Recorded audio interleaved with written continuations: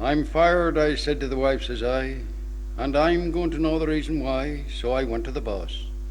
You here, says he, I thought you were fired.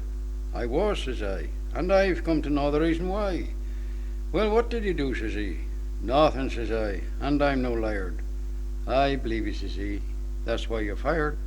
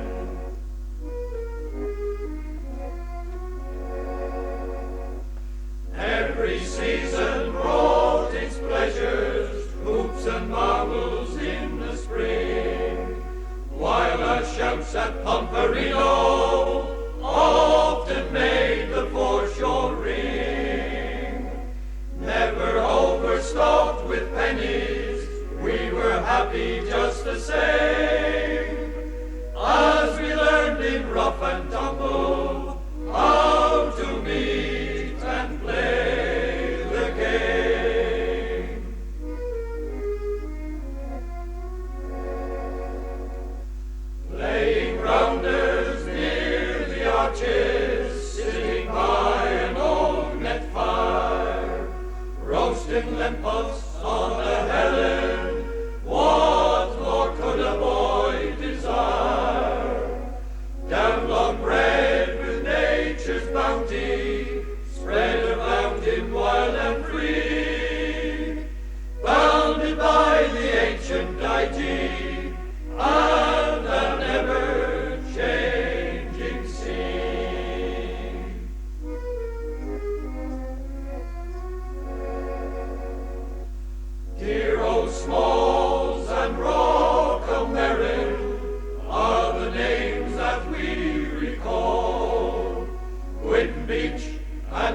duplins, bamboos and dodels warm, and wherever men foregather, who were bred in old St. Ives, there's a toast to happy every days, the best years of our lives.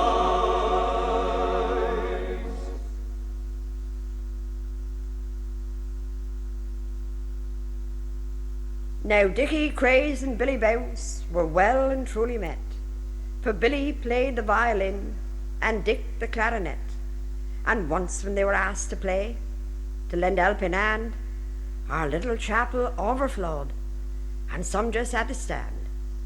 We had an anthem by the choir, and solos on our own, with recitations, dialogues, and everything that belonged. Then harps of gold and mansions fair, the chairman rose and cried, as clarinet and violin were brought forth side by side. Then Billy took his fiddle up and clamped beneath his chin, and Dickie raised his clarinet all ready to begin. Then everybody settled back and gave a little cough to sort of ease the tension like before they started off. Now most musicians that I know can only play from score, and take away the music, they just wouldn't play no more. But Dick and Billy, no mistake, were quite a gifted pair, and once they knowed a tune by heart, would play it off by ear.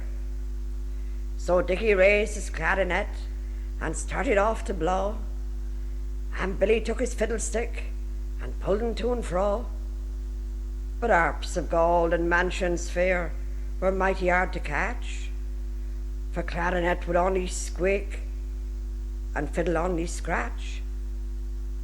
Then Dickie looked at Billy Bounce, and Billy looked at Dick, and Dickie dropped his clarinet as Billy stopped his stick. And though they sort of whispered like so nobody could hear, their actions spoke as plain as words of something mighty queer.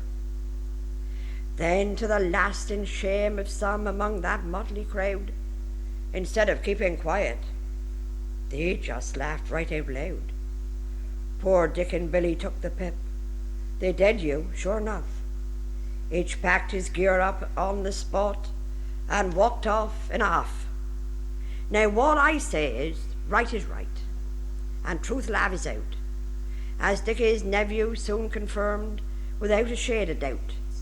A little pest he was for sure, just mischief through and through, and nobody could never tell what next that boy would do. Just fancy now his state of mind to plan such wicked things as queering poor old Billy's pitch by grazing all his strings. And then what harm had Uncle done, that I should like to know, to cause that imp of mischief fill his clarinet with straw? And so of course on Sunday night the preacher made it clear how Dick and Billy failed on harps of gold and mansions fair. And as for Dickie's nephew, well, for all his artful ways, he couldn't set upon his rump for days and days and days.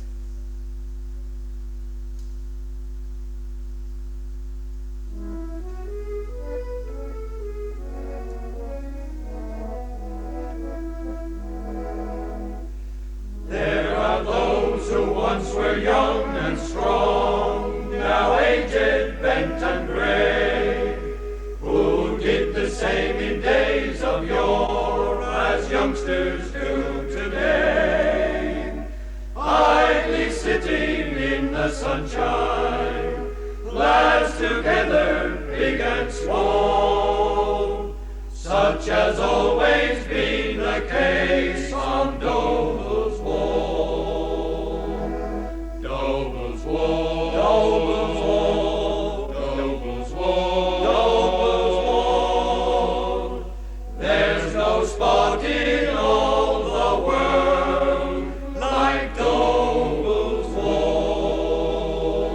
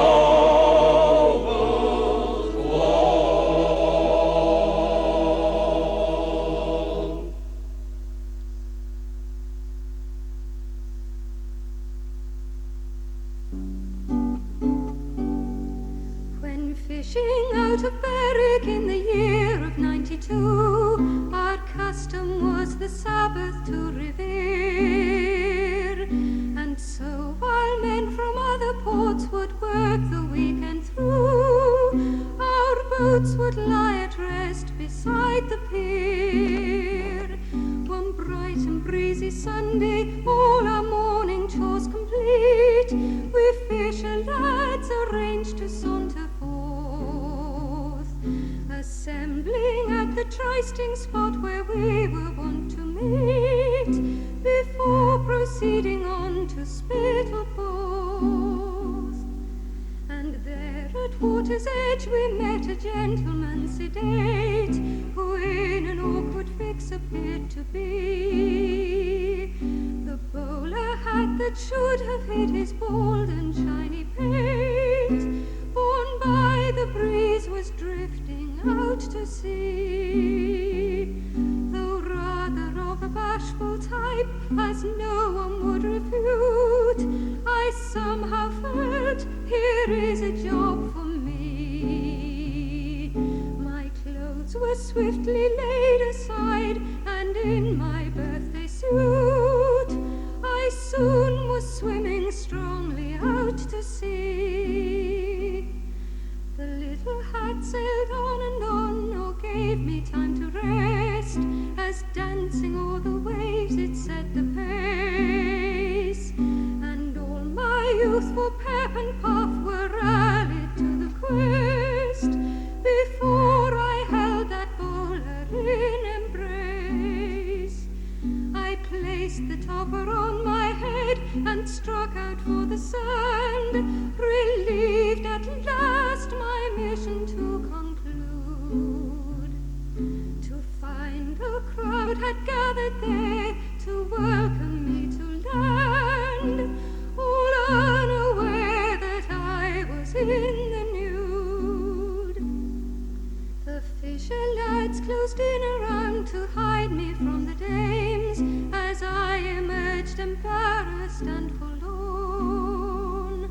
And though I'm over 80 now, that memory remains as fresh today as on that Sunday morn. Yet looking backward even now, I suffer no regret. The old gent's smile to me was apple pie, and when he gave me half a crown for merely getting wet, no millionaire was happier than I.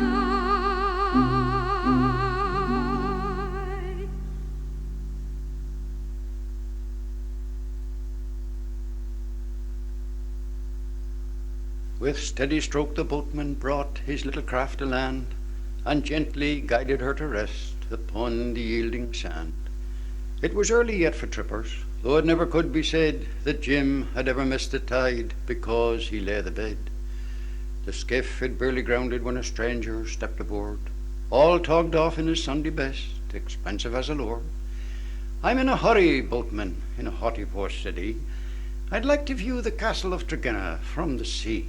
But tell me, first of all, my man, what is your normal fare? And would you make what speed you can? I've little time to spare."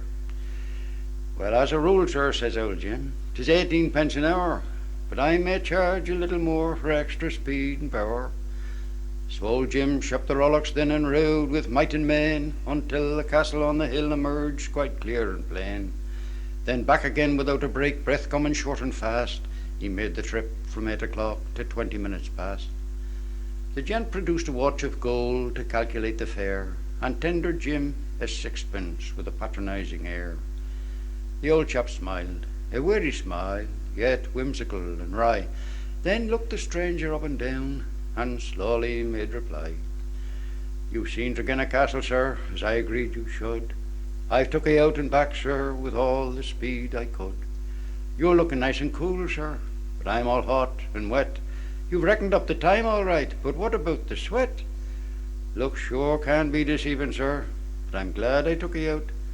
But you can keep your tanner, sir, my charge to you is no." I've little cause to brag, sir, but of this you may be sure. Although I need the money bad, I never fleece the poor. Old Jim was through. He'd said his piece. The toff was ill at ease. The boatman's charity, it seemed, did not exactly please. Take this, old chap, he said at last, and buy yourself a smoke. I'm not so poor as you suppose. 'Twas just my little joke. Well, thank ye kindly, sir, says Jim. Call any time you're down. I always do enjoy a joke, along with half a crown.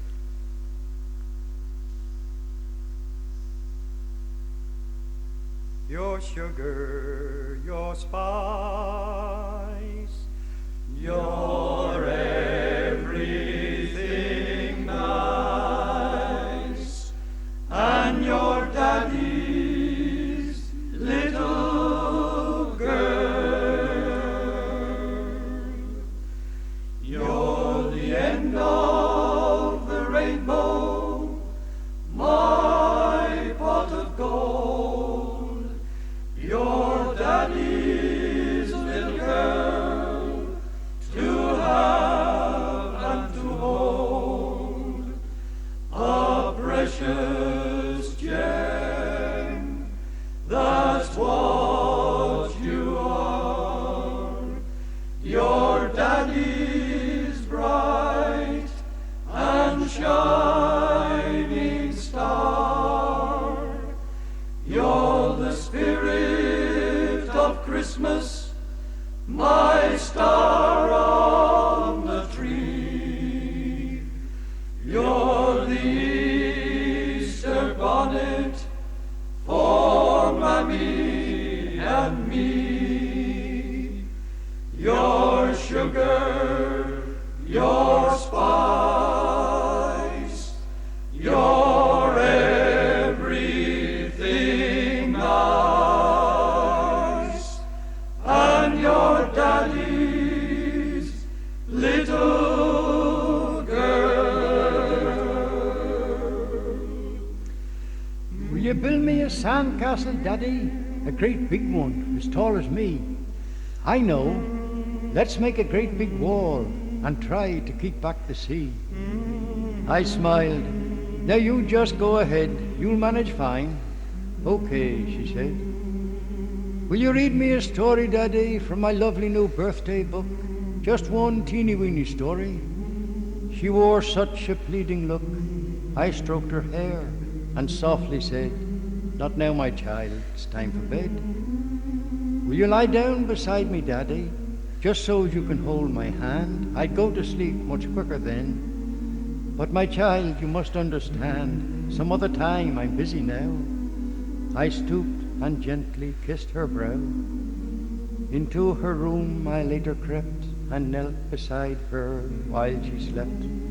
Her tiny hand held fast in mine. She seemed to say, some other time, you left me lonely on the sand. You read to me or held my hand just when I seemed to need you so. I'm only young, but once, you know. God bless you, love, I murmured then. We'll have good times together yet. I'll be your pal. Good night, my pet. I'll never let you down again. You're the spirit of Christmas, my star on the tree. You're the Easter bonnet for Mammy and me. Your sugar, your spice, your everything nice, and your daddy's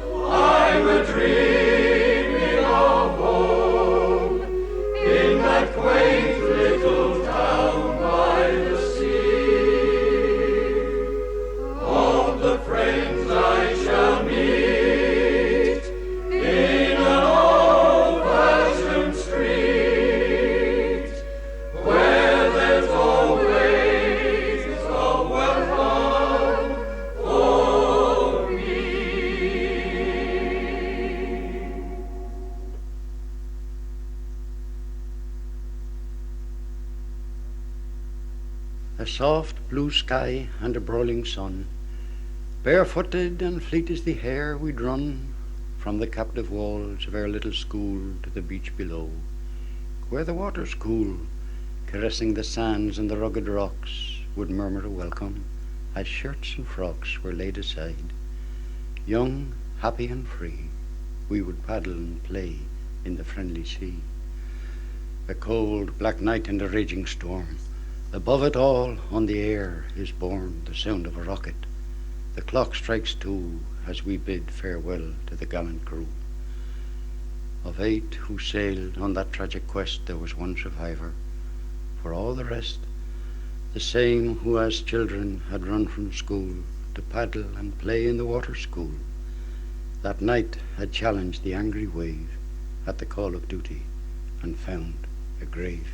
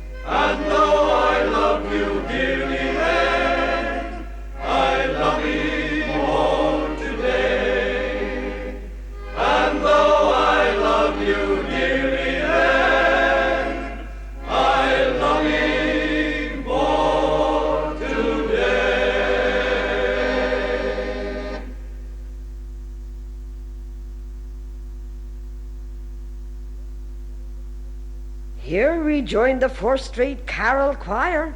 The night was crisp and clear. We started off at Virgin Street with colours Ellisveer, handsome a was and no mistake. The git bass deep and rich, the altos and the tenors too were good and true to pitch.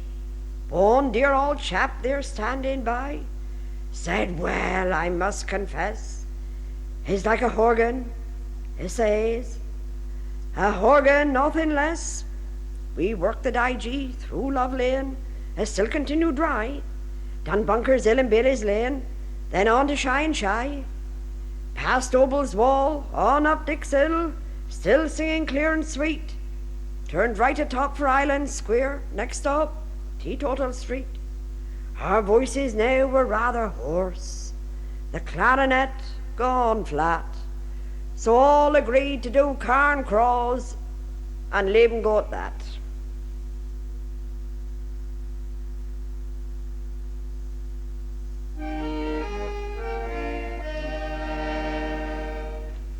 When outward bound at eventide, as shoreward we would gaze, all down along would snugly lie beneath the friendly haze. Plain dirty smoke, some said it was, but call it what you wish. A welcome sight it was.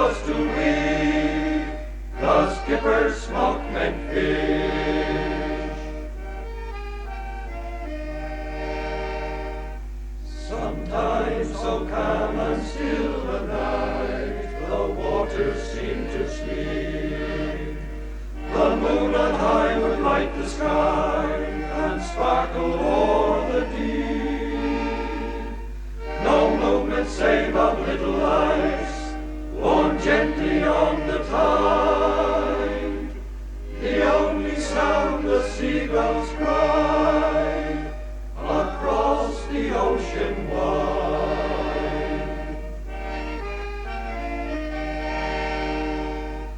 Another night the scene has changed, the sea is running high. The wind is down, the air is cold, great showers cloud the sky. We motor off till all is clear, against the wind and tide. Then hasten down to shut our gear, and labour, drift and ride.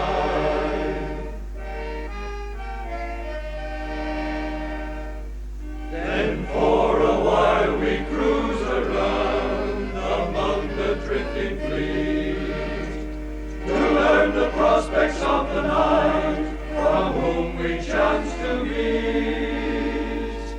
Night after night we shut and shut, until the sun would rise, to bring relief to weary limbs, and rest to tired eyes.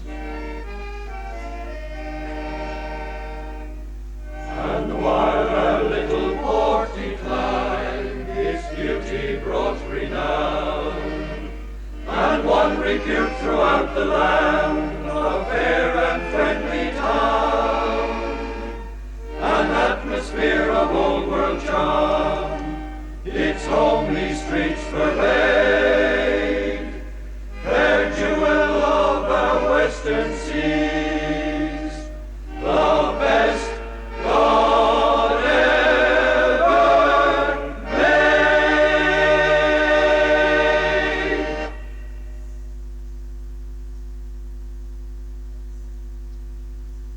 Parson had a donkey. He needed it, you see, to take his wife to worship, 'cause she had a gammy knee.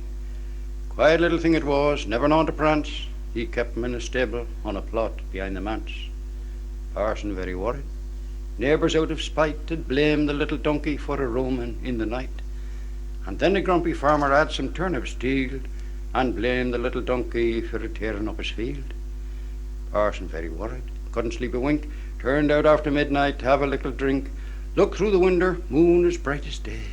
Saw a little donkey, even near and bray. Slipped on his slippers, couldn't stay for more. Ordered down the stairway, scuttled through the door, out across the stable plot. So there you are, browsing in the turnip field, gate left all ajar.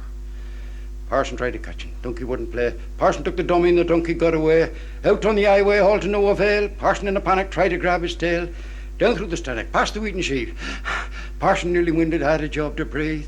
Down past the Western, through Street and Paul, turned into 4th Street, past Public Hall. Parson lost the donkey around Chai and Chai, shaking like a jellyfish, thought he would die. Long comes a copper down Dick's Hill, thought he saw a donkey, standing very still. Went a bit closer, no doubt at all. Then he met the parson, and that beat all. In pyjamas and slippers, with nightcap on head, he looked like a ghost just returned from the dead. Now the copper was startled, the parson distraught, the donkey quite docile on having been caught. It took some explaining. A nice sort of bloke, the cop took the details and patted the mug, then said to the parson, still out of breath, "Goes home to your bed, man, it looking like death." The donkey recaptured, of dignity shorn, the parson walked homeward, all sad and forlorn. Arrived at the stable, bewildered and shocked, to discover the door double bolted and locked. This new implication was plain as could be, so he tethered the donkey, ran in for the key, unlocked the stable, and there on the straw lay his own little donkey. Hee-haw, hee-haw.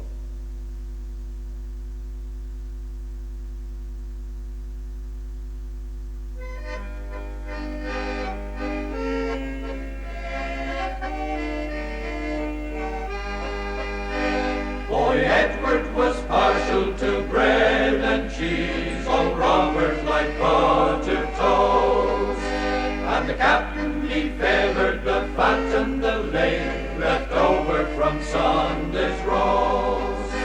But Peter his menu would never change, and if ever you wondered why, just pop the question and sure as fate, this would be his reply.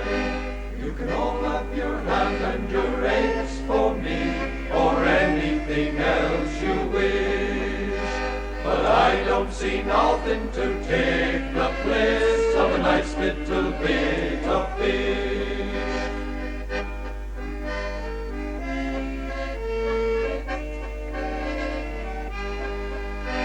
One night when the nets had been hauled aboard and the tay was nicely brewed, the captain was seized with a nasty pain that put him right off his food.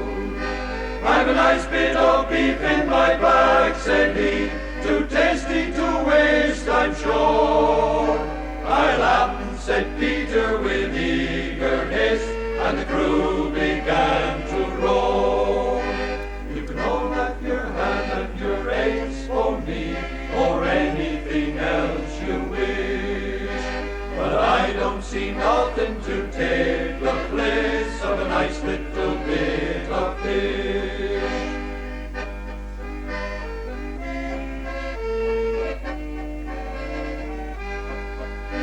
That Peter relished the captain's grouse was plain for all to see, for he smacked his lips and he licked the plate as plain as a plate could be. Said Robert to Pete with a glint in his eye, so fish is your favourite dish. No, I didn't say that, old Peter replied, but what I did say was this. You can all have your hand and your eggs for me, or anything else you wish, but I don't see nothing to take the place of a nice little bit of fish.